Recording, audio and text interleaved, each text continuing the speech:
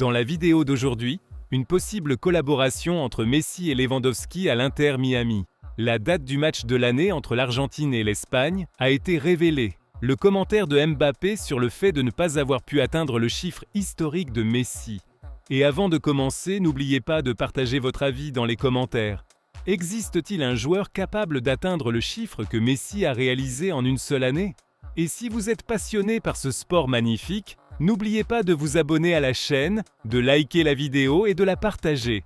Possible collaboration entre Messi et Lewandowski à l'Inter Miami.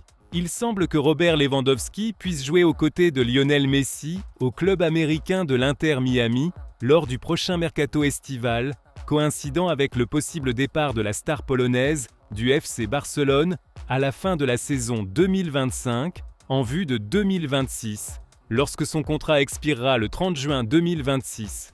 Selon le journal espagnol Marca, l'Inter Miami est intéressé par la signature de Lewandowski, avec Messi comme facteur clé. Le média a rapporté qu'il n'existe aucune intention de part et d'autre de renouveler ou de prolonger le contrat de Lewandowski avec le FC Barcelone. Il est qu'il a ajouté que cette information est parvenue aux oreilles de la direction de l'Inter Miami ainsi qu'à celle de Lionel Messi lui-même. Ils ont également souligné que l'Inter Miami dispose d'un avantage dans les négociations pour convaincre Lewandowski, malgré l'existence d'une offre attractive du Chicago Fire, en mettant en avant que Messi a été le facteur principal pour obtenir une réponse positive de l'attaquant polonais, celui-ci souhaitant jouer aux côtés de l'Argentin. Statistique de Lewandowski sous le maillot du FC Barcelone. Lewandowski a rejoint le Barça à l'été 2022 en provenance du Bayern Munich pour 45 millions d'euros. À ce jour, Lewandowski a disputé 163 matchs sous le maillot Blaugrana, inscrivant 109 buts et délivrant 22 passes décisives. La date du match de l'année entre l'Argentine et l'Espagne révélée. Jeudi, le comité d'organisation locale des événements de football au Qatar a annoncé qu'il accueillera la finale de la Finalissima entre l'Espagne, championne d'Europe, et l'Argentine, championne d'Amérique du Sud, au stade de Lusail, le 27 mars 2026. L'organisation qatari de ce sommet footballistique fait suite à une saison record présentée par le comité d'organisation locale en 2025, qui a démontré les capacités organisationnelles exceptionnelles du Qatar et reflété la confiance de la communauté footballistique internationale dans sa capacité à proposer des événements de football mondiaux au plus haut niveau. Le Qatar est parvenu à organiser la première Coupe du Monde des moins de 17 ans avec la participation de 48 sélections nationales, comprenant 104 matchs disputés dans les stades Aspire, en plus du championnat du Golfe U17, du championnat du Golfe U23 et de la Coupe des Confédérations, dont les matchs ont été joués pendant les jours de repos de la Coupe arabe, culminant avec le sommet de la Finalissima au Qatar. De son côté, le cheikh Ahmad bin Khalifa bin Ahmed Al Thani, ministre des Sports et de la Jeunesse et président du comité d'organisation locale des événements de football, a déclaré que le Qatar est fier d'accueillir ce match prestigieux entre les deux champions. Le ministre qatari a affirmé « Nous avons un historique remarquable dans l'organisation d'événements sportifs de classe mondiale, offrant une expérience exceptionnelle aux supporters, aux fans et aux médias. » Il a ajouté que l'organisation de ce tournoi constitue une preuve supplémentaire de la grande confiance que la communauté footballistique mondiale accorde au Qatar. Par ailleurs, le président de l'UEFA, Alexander Ceferin, a déclaré que ce match symbolise l'union de deux continents du football. Il a indiqué que cette rencontre prestigieuse met en lumière l'énorme portée mondiale du football et qu'il s'attendait à une soirée inoubliable. De même, le président de la CONMEBOL, Alejandro Dominguez, a estimé que le match représente un symbole de coopération et de respect entre les confédérations continentales, ajoutant « Ce match est plus qu'une compétition. Il a une grande valeur et une signification majeure pour le football mondial. » En plus d'offrir aux supporters l'opportunité de profiter d'un événement historique, il convient de rappeler que l'Espagne a remporté l'Euro 2024 après avoir battu l'Angleterre 2-1, tandis que l'Argentine a remporté la Copa América 2024 en s'imposant face à la Colombie 1-0. Le retour de Messi à Lusail, la finale de la Finalissima au stade de Lusail, revêt une signification particulière pour la sélection argentine, qui a été sacrée championne dans ce même stade lors de la Coupe du Monde Qatar 2022, après avoir battu la France en finale.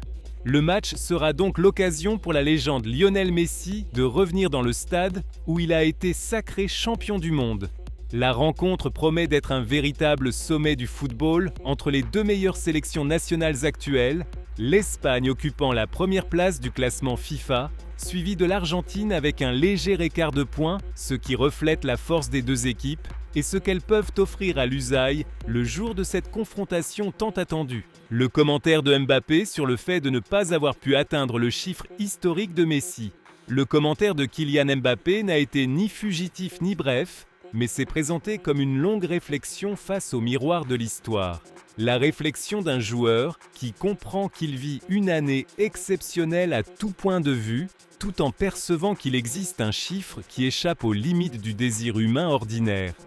Mbappé n'a pas parlé sur un ton de regret, ni en cherchant à se justifier, mais avec la conscience d'un joueur qui sait que le football n'est pas seulement une accumulation de chiffres, mais des moments uniques qui naissent une seule fois avant de devenir des légendes intouchables. Mbappé semblait reconnaître une vérité que tout le monde connaît, mais que peu osent exprimer avec autant de clarté. Il existe des exploits que l'on ne peut poursuivre sans perdre l'essence du jeu. Des exploits qui ne se brisent donc pas parce qu'ils ne sont pas qu'un nombre, mais un état footballistique complet, un moment où tout s'aligne parfaitement. Il a précisé que ce que Lionel Messi a réalisé cette année-là n'était pas simplement une série de buts, mais un cheminement quotidien de créativité constante, de pleine présence mentale et de dépassement de soi avant même de dépasser les adversaires. Il a évoqué le poids que ressent tout joueur en entrant sur le terrain, avec l'obligation de marquer, la manière dont les occasions manquées deviennent des titres et comment un but attendu se transforme en devoir plutôt qu'en avantage. Il a ajouté que Messi ne fuyait pas cette pression, mais jouait comme si elle n'existait pas, abordant les matchs avec le même calme, le même plaisir et la même fluidité, comme si marquer était secondaire, alors qu'en réalité, il produisait des chiffres auxquels même les meilleures saisons individuelles ne parviennent pas à se rapprocher. Mbappé a souligné qu'atteindre un niveau élevé de buts sur l'ensemble d'une saison est déjà un exploit.